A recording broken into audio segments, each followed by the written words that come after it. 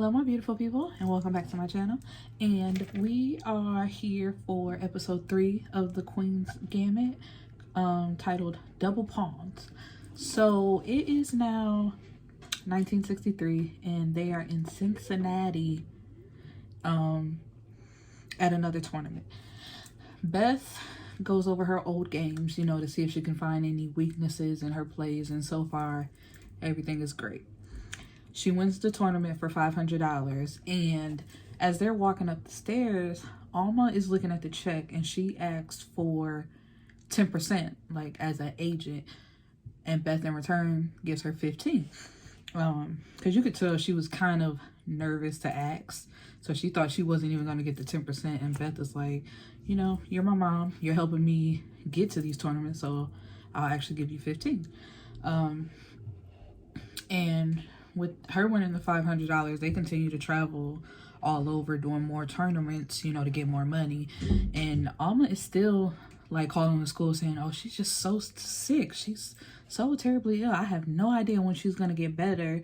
And I didn't understand this, because every time Beth won, they put her in the newspaper or they wrote about her winning. And I'm like, wouldn't the school like hear about this as well and get notified of her being well enough to play in the tournaments but not well enough to go to school?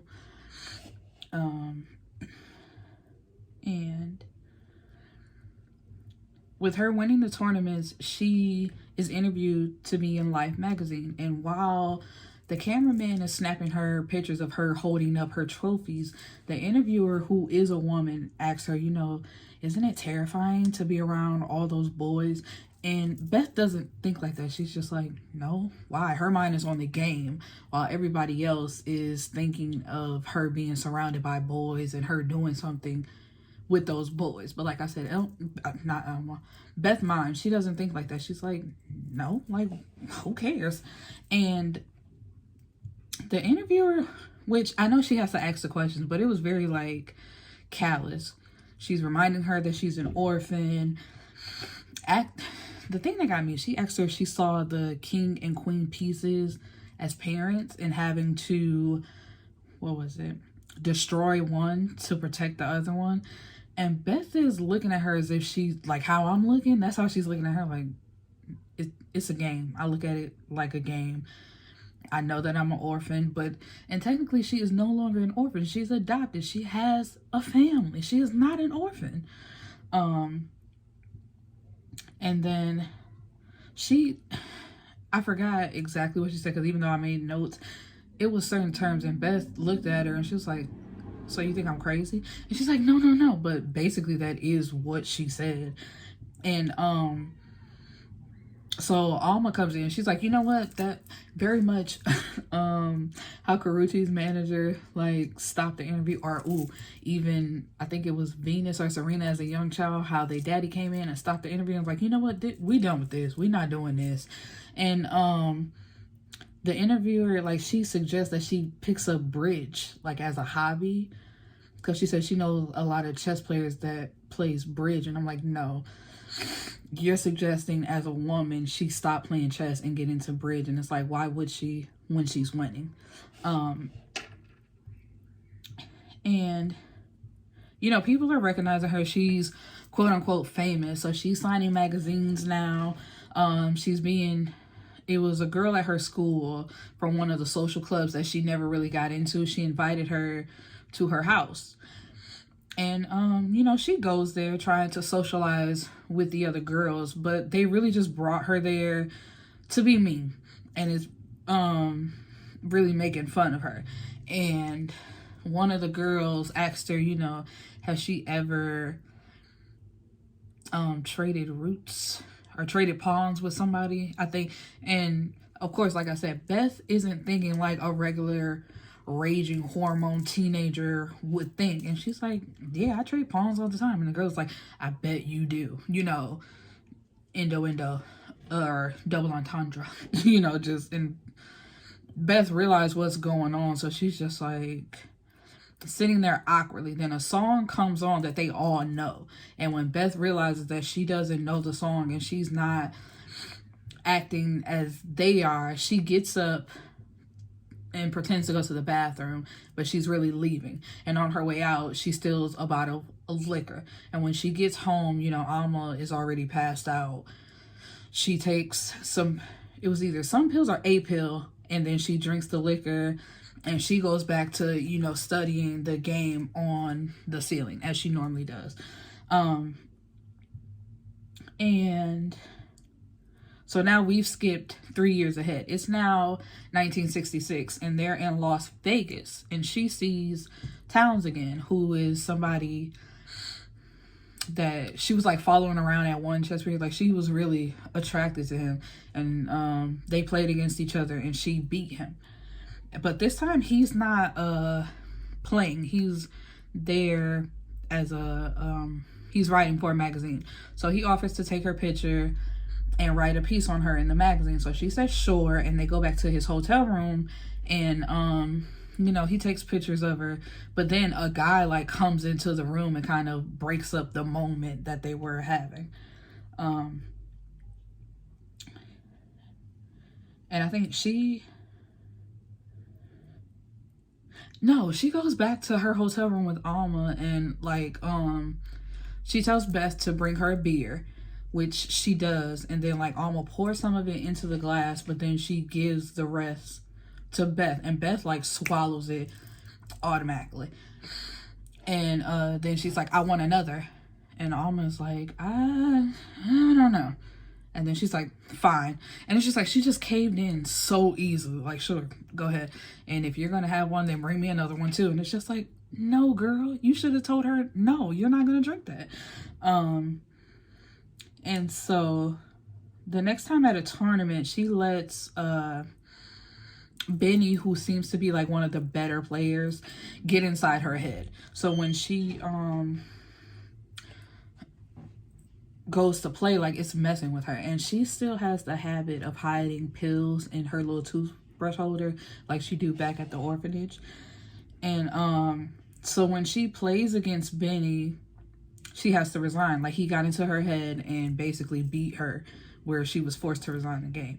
And she but she still technically won because she was co-champions with him instead of wanting one of them just being the champion. And so Alma's trying to console her, and she's just like, what did she tell her? But she's really like rude to her. She's like, you don't know anything about chess. And Alma's like, but I know what it's like to lose something. And Beth responds with, yeah, I bet you do. And it's just like a stab in the heart. It's just like, really? You gonna do me like that? Like, girl. So Alma, like, she walks out of her. Of course, she didn't leave her, but she's just like walking out ahead of her because it's just like, okay, this is a really tense moment, and I just need to get away. And I think Towns tries to talk to her before she leaves, but she just rushes past him and get into the car with Alma. And as the car is pulling off, she like pulls their hands together and laces them together, because in the end, you know, it's just them two. And that is the end of episode 3. And let's see, you know what, I'm gonna do episode 4 too, because it's not really a long episode. So episode 4 is called Middle Game, and this is where Beth mentioned, I think in episode 3, that she wanted to take Russian, and she had to take it at the college, like take night classes at the college. And so she meets some kids, like I think they are college kids, while, you know, she's still just a high schooler. And so she goes to the party. They invite her back to their house, and she's smoking weed and drinking with them.